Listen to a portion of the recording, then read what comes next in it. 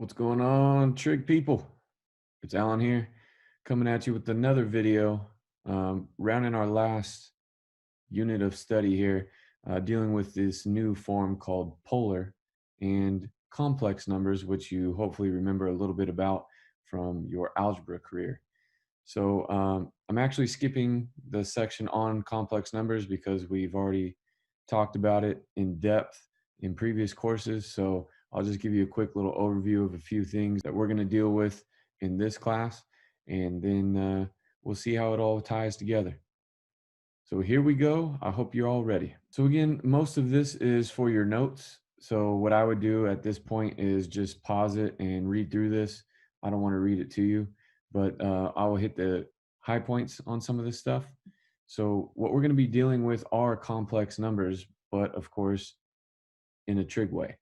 So the first thing we're going to deal with are our x and y axes that we've been talking about, also called the rectangular or Cartesian coordinate plane. And we're going to change it over to a new one called the complex plane or number line. And so the main things that change is instead of our x and our y, we're going to have what are called a real and an imaginary axis. And so together we call that a complex number. And it looks a little something like this, where the A is the real part and the B, the second thing listed, with the I is the imaginary part. And so instead of our X and Y axis, we're actually going to have, in order, we will keep it with the real axis, right? Trying to keep it real here. And then we'll change it over for the imaginary for our second thing that is usually listed that we added on, which is called the Y axis.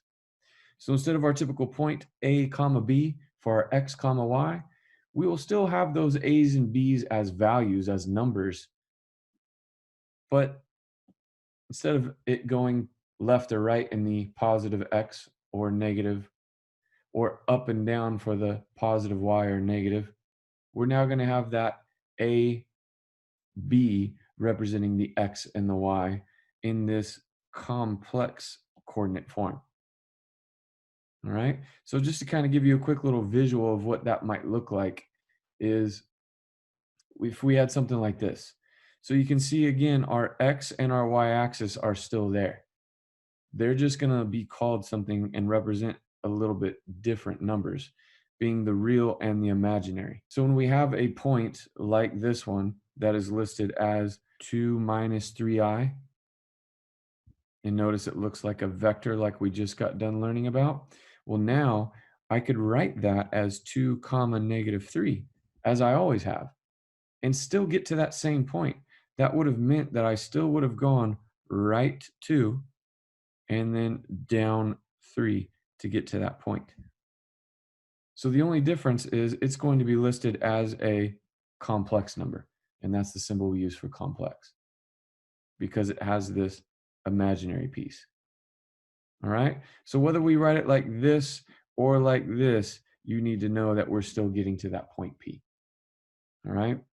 So even though it's a little bit different looking form, the process is still virtually the same. So you can see down here, I have a little note that it is called rectangular form still, but now we're dealing with this complex number. Okay. We'll talk about an alternative form. And before we do, I just want to quickly review a few things that we've talked about in the past and just see what those relationships are. And we just studied this in the last unit. So none of this is virtually going to be different other than the lettering and number system that we're dealing with, which is now the complex form. So remember, we had this x, this y to get to this point P, x comma y. Well, now we're going to label it as x plus yi. That, again, is what is called a complex number. Okay. Now remember, we can also label this as r and theta, as we always have for that and that. The theta being the angle that we had to take this and rotate, that radius we called r. So if we wanted to know what x was equal to or what y was equal to, then what would we have to know? Well, in this case, we would have to know the radius length and the angle theta. Because if you remember, if I wanted to get x involved, had to use cosine theta in order to get x and r and theta involved. And then all we would do is multiply over by our r to get what x is equal to. So remember, we know that x is equal to r times the cosine of theta. And then we could do the same thing with sine in order to get that our y is equal to r times the sine of theta. Now remember, that's to find x and y if we are given r and theta. But what if we were given the x and the y? Whether it's in this form, like we've always had, the rectangular, or the rectangular complex form with the x plus yi. Either way, we have the x and the y value, the a and the b, whatever you want to call it. And therefore, what if we wanted to find the r and the theta? Well, remember, if I knew the x and the y values here and here, and remember we dropped this perpendicular to the x-axis, then I should be able to find the hypotenuse, r, because I know the two legs by simply using the Pythagorean theorem. So that would be x squared plus y squared equals r squared. But keep in mind, we wanted to find the square root of that so that we could get what r is equal to. Now, again, if I wanted to find theta and I have the opposite over the adjacent, then hopefully you recognize tangent of that angle would have to be involved. And it would be the y over x, like we have memorized. And in order to find the angle theta, remember we would have to take the input and the output and reverse them. And in order to do that, we have to do arc or inverse tangent. And so inverse tangent of y over x would be equal to our angle theta. Now, one piece of advice, remember that's only going to give you the reference angle, and we talked about it being a function and only getting one angle positive, which would be in quadrant 1, so quadrant 3 is out, and then one negative. And according to its graph and the horizontal line property, and the fact that we could use acute angles here, as well as in quadrant 1, to get positives and to get negatives, then we said we would use these two quadrants. But remember, depending on these values here, you may be placed in quadrant 2 or quadrant 3. So keep in mind that this will only give you the reference angle. So make sure that you find your proper quadrant. And I'll talk more about that as we do some examples. The special right triangle properties, and then some of the imaginary complex stuff that we talked about at the beginning of the video. So hopefully you remember all that the 45, 45, 90 has special attributes on their sides, depending on the lengths of them. We know always that the 45s would be anything, yet they would be the same. So A. And then we did the proof of this, and we saw that this would be root 2 times as big because we knew the hypotenuse is always the longest side.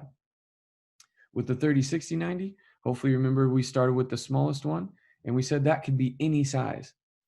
But the hypotenuse would be twice as big. And since this is 1A and this is 2A, well then the 60, which is in between 30 and 90, it had to be something in between that. And we said it was the square root of 3. And remember, I also proved that one with you. So knowing those values is very, very nice, along with knowing your reference angles for sine, cosine, and tangent of 30, 45, and 60. That will help us down the road in order to do these a little bit faster and not have to build them out and do so much work. So I wanted to quickly remind you about that, and I will as we move forward as well. Hopefully you have all those memorized so that we can move quickly through these. So last couple things I wanted to talk about were the complex numbers. And so hopefully you remember the imaginary numbers came from the fact that when we had something squared, and let's say it was plus 9 equals 0, and we knew that there should be approximately 2 answers, whether 2 of them were the same or there was no solution, we saw that there was also special cases. But if I tried to go and solve this, since I can't factor that, it's not a difference of 2 squares, then I would get x squared equals negative 9. And right then and there, we know nothing squared can give us a negative. So we had to use our imagination. And we came up with these things called imaginary numbers so that we could do that. And so we had to define the fact that if we wanted to take something and square it that was made up, it's imaginary, we wanted it to be equal to negative 1. Because if I knew this, and I rewrote it like that, then I could actually take the square root of that and have it split up. And I would know what squared gives me that now. Because we know the square root of negative 1 now, and we know the square root of 9. Because I can rewrite negative 1 as what it's equivalent to, I squared. And that would just allow me to rewrite this as 9i squared, which obviously would give me both positive and negative 3i. So the main thing I want you to remember from, and this is why I'm skipping that whole first section on review of this, is the key to understanding these complex numbers is right here. Now, if you wanted to figure out what I was, you'd have to take the square root, but that is uglier to remember than this. So that's the main thing that you need to memorize from rectangular to complex form. All right. These imaginary numbers and the fact that sometimes we have to rewrite a negative 1 as an I squared. Okay. So very quickly, I wanted to distinguish the difference between that rectangular form that we've been dealing with, whether it was x comma y or x plus yi, either way, and this new form that we're going to have called trig or polar form, dealing with these new complex numbers. Just meaning that instead of the normal x and y axis, we now have the real and the imaginary. So what I'm going to do is quickly draw my x and y axis, which I'll go ahead and label x and y, but now we're going to have it as the real number and the imaginary number line. And now in order to graph something, let's say we had 3 comma 4, just to keep it simple, and I'll call that point P. So let's say we were going to travel right 1, 2, 3 tick marks, and then up 1, 2, 3, 4. So I would then label this from that origin, and I would go right 3, and then up 4, and that would get me to that point. Now, what we're going to explore is, again, if I didn't want to write it as 3 comma 4, I could also write it in complex form, and it would be this. These are the same, okay? They are equivalent. But regardless of whether I'm on the x and y rectangular or the real and imaginary complex axes or plane, then what if I wanted to get there a little bit differently? What if I asked you, you know what? How far am I going to be going from the origin to that point P? Well, hopefully you will all see that this would be, if I drew it and connected, a right triangle. And therefore, and this is why I picked the numbers I did, if this is a 3 and this is a length of 4, then you should know right away that this is a length of 5. Then you would also know that if you marched out that length of 5 from the origin and simply just rotated it that length, see that there? I just rotated a certain angle. Then what would happen? Well, then I would create that angle theta that we've been talking about. And this length here was called the radius of this thing. Because if I continued to take that length of 5 and rotate it all the way around, then I would have what is called a circle. So that's why we called it the radius. That's why we gave it the length of r. So the main difference is to get to this point P, I can give you the x comma y in either form, the rectangular or the complex. For now, I can also tell you how to get there by going some radius r and some angle theta. And if you remember, we just reviewed how to find x. It's r cosine theta. And how to find y. It's r sine theta. But we also reviewed if we had x and y, then we could find the r and the theta. We said r was equal to the square root of those things. And theta was equal to the inverse or arctangent of y over x. So whether we have the r and the theta and we give it to them as an x comma y, or if we are given the x and the y and we are asked to find r and theta, we should, either way we look at it, be able to end up at that exact point. All right, so those are the things that we're going to be doing in this section. Hopefully you understood all of that. And remember, one last thing I wanted to point out was to be careful that no matter what you find here, by doing the inverse, it's only going to give you the reference angle. And that is either going to be in quadrant 1 or quadrant 4. So make sure that your angle,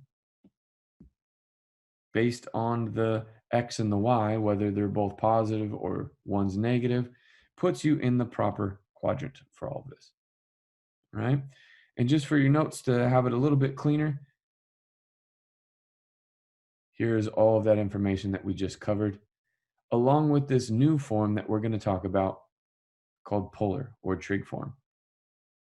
Because we said that we could write it as x plus yi, well, remember what we just reviewed over here is that x is equal to r cosine theta and y is equal to r sine theta. So if I rewrote my complex number using r's and thetas, like we talked about we could do up here, then I can rewrite this as x being r cosine theta plus my y being, I'll put the I in front, r sine theta. And since both of those each have an r, we can go ahead and factor that out and we'll be left with cosine theta plus I sine theta. So it isolates and makes it a little bit simpler to write. Now, you know, in math, mathematicians, we're kind of lazy. We make up symbols. So when I write down this, you know exactly what I'm talking about. You know what that symbol means. But if I turn it over this way, it means something completely different. And as long as we all agree upon that, no harm, no foul. So that we don't have to write this out so much, because that is a lot to write out, we're going to just take all of the key things. And we're going to take obviously we need the radius. And we obviously need the fact that it is cosine plus I sine. But because that all is the same angle, we're just going to take the C, the I, and the S. And we're going to try to condense this all down and write that as R times, which is what it is, the cosine of theta plus I sine theta. We'll just write cis to represent the cosine theta plus I sine of theta. And since this is much less to write, as long as everybody agrees on it meaning all of this, then we can write that condensed form. That is written right here. And all we did was switch out the x and the y from here and here. We just replaced the x and the y there and there. So yes, it's going to be a little bit different format, but again, this is all the same stuff that we've been working on for quite some time now, especially the last unit when we were dealing with vectors. So remember, you can always sketch in order to see exactly what quadrant you're in. Finding your r, given your x and your y, you're just doing the Pythagorean theorem. And then if we have our x and our y, we can use the inverse tangent to find the angle theta. So let's take a look at the first example here and see what you all think we might want to do with this. Now it's asking us to find the sum of two complex numbers, 2 plus 3i and negative 4 plus 2i. If you hadn't even known what to do, and that the fact that these are complex numbers, hopefully you would hold true to everything that you've learned in math thus far. And that is, we only know how to add like things. So when they tell us to take 2 plus 3i, that complex number, and find the sum, which means add negative 4 plus 2i, even those represent a number, a complex number, a point on our grid, we still only know how to add like things. So that means I'm going to take the real parts and take 2 plus a negative 4 to get negative 2. And then I'm going to take the imaginary parts and add those. 3 i's plus 2 more i's would give me 5 i's. And so it makes sense that when we took a complex number and added a complex number, our result was a complex number. Now, what I'm going to do is I'm going to graph these for you because they asked us to graph these complex numbers as well so that you can kind of see what these things look like. And so I'll start by doing the first one, 2 plus 3i, which means 2 in the real and 3 in the imaginary. So I'm going to start again at my origin, as always. That's where we originate from. And I will go right 2. And then from there, I will go up 3. And that will get me to this point right here. Now, if I wanted to actually draw that out, remember we can draw just like we did last chapter, a vector type of point to let you know that's where I started and that's where I ended up. Then I can get rid of the other stuff, even though that's where I actually walked to get there. Now I can get there faster by just going that direction to that point. Now the second one I'll do in a different color for you all so that you can see it. Negative 4 plus 2i. Again, the x is listed first, the y second, or the real and then the imaginary. So in this case, I will also start at the origin, but this time I will go left 4 and then up 2. And to get to that point right there, I could also draw that line connecting those. And just to let you know where I started, put a little arrow and where I ended. And then I could get rid of the x and the y. And hopefully you start to recognize what this appears to be, just like we had when our vectors, when we add complex numbers, there is what is called a resultant. We used to call it the resultant vector. And in this case, when we added them, we got negative 2 plus 5i. And remember, if we put the force on each of those two things, which we could find the magnitude, we called it, those values, the lengths of those things, because we have the x and the y, we could find the r now. We would have found that negative 2 plus 5i would get us to that resultant vector. So I would have to go from there, a length of negative 2, and then up